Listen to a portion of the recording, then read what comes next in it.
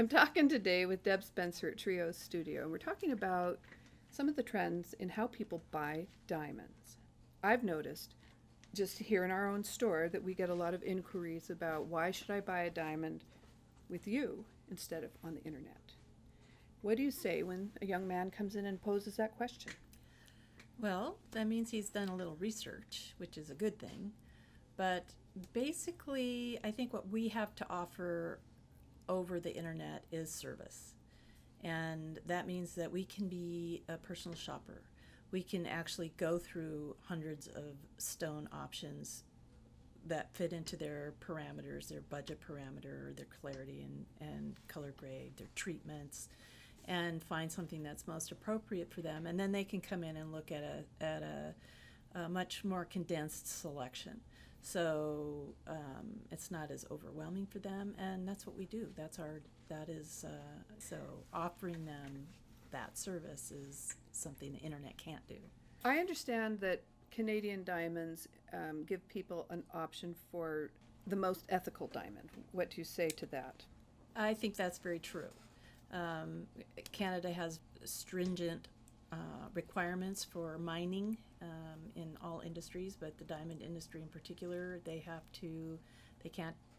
mine them in the summertime. They have to mine them in the wintertime because they're in areas that have tundra and animal sensitivity, and there's a lot of human rights issues that are addressed with Canadian employment things, just like they would be here in the U.S. So we don't have to worry about exploitation on any level. What about the environment? After a mine is dug, I assume that there will be pits and tunnels. Well, and yeah.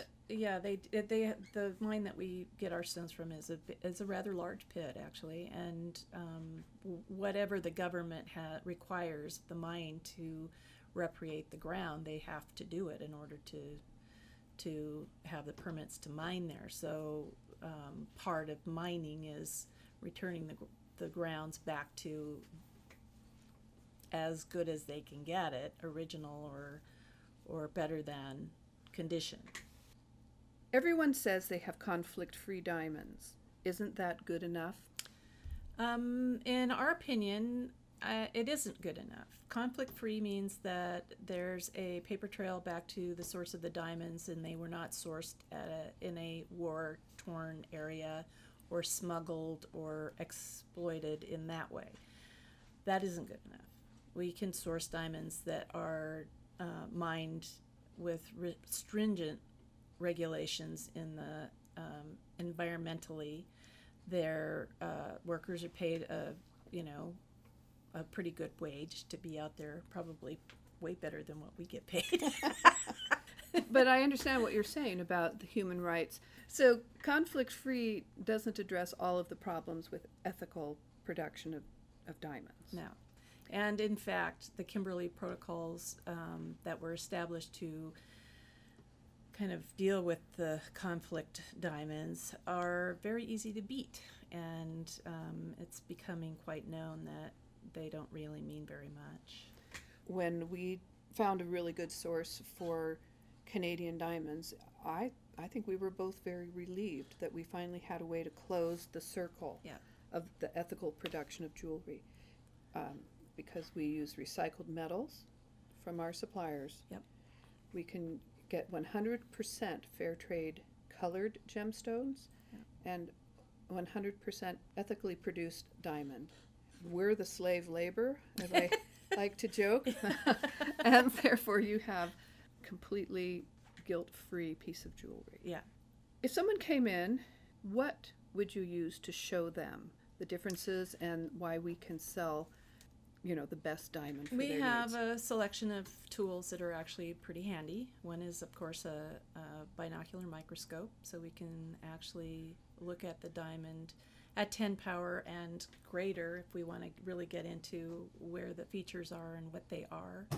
A crystal inside a crystal, that's pretty fun. Cool. I like that. Yeah. We can find the report numbers, and I call them tattoos. different insignias. Oh, on the girdle of the stone? Yeah. Yeah, I love finding those numbers. It's mind-blowing how small they are. Yeah. But it's also a tracking system for where the stones came from and the reports and when we set those stones, we can set them in a way that is always visible to anybody that looks at the diamond under magnification. But we also have very simple little tube with reflective tape on the inside, and ours is red. So somebody called it a Ideal scope. ideal scope, yeah. And that's a really good name for it. I never knew what to call it. I just The use diamond cut identifier. Yeah. But I love what it shows, and Yeah. it would show us what? It's a very simple thing to stick it in there and just look and see the pattern of the cut. And around brilliant diamond, it'll show if the symmetry is perfect or if it's slightly off. You'll see arrows on the crown side, and on the pavilion side you'll see hearts. And if they're broken up in any way, then you know the cut is not an ideal cut. And But it could still be a very nice cut. to see the stones side by side in that way is something that is not possible to accurately see on the internet, Yeah, on you a can't- computer screen. Right.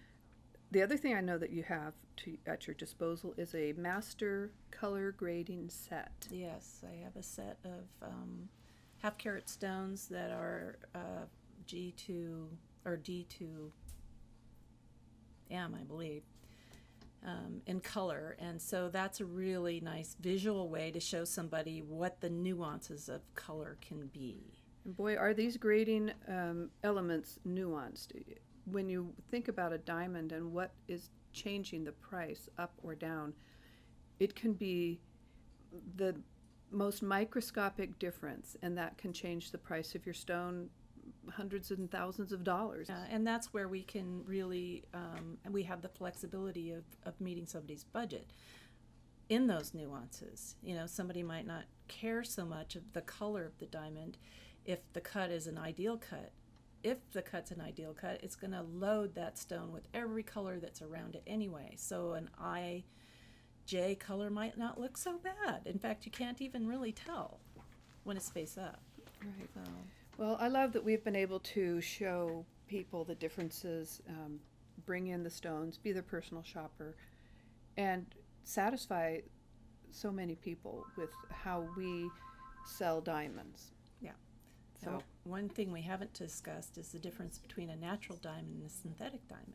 oh boy, Deb, that is a subject matter that I think is troubling a lot of people in this industry. It's becoming quite prevalent in manufactured goods that they are in pieces of jewelry that is not marked as synthetic diamond, even though it's being sold as synthetic. There's no way for us to know it's synthetic. It takes a very specialized piece of equipment to tell the difference between a synthetic diamond and a natural diamond. So my feeling is there, and it may not matter to people. If they want a synthetic diamond, I have no problem selling them a synthetic diamond, but I have a feeling that what's going to happen to the synthetics of diamond is the same thing that happened to synthetics of corundum, ruby and sapphire, and that will be in a few years. They're going to be all over the place. They're going to be cheap and nothing special. And it's going to be impossible to tell what you have in any given piece of jewelry. Right. And if it wasn't disclosed at the time of sale properly, or the person that is bringing it to us, Reselling it yeah, or repairing it or whatever, So- as it makes its way through the jewelry cycle, yeah, it's going to be a problem. because And, these you know, stones actually have inclusions and color variations, just like the natural diamonds. Yeah. So I have ethical problems with synthetic stones. Oh, okay. Well, but that is why a lot of people are looking to synthetics, because they don't like the quote-unquote ethical problems I know. of natural diamonds. Yes, exactly. So we feel very strongly that by using the Canadian diamonds, that we have addressed the ethics, and you don't have to settle for a synthetic, Right. or a moissanite, Right. or something else. I mean, if it's going to be your symbolic stone for your engagement and wedding, That's an important sentimental piece that, you know, should have some integrity. Have some integrity, and we just have always gone with natural as Yeah. our preference. Yeah. Well, thanks, Deb. This is a lot of information, and I think that we're going to share it.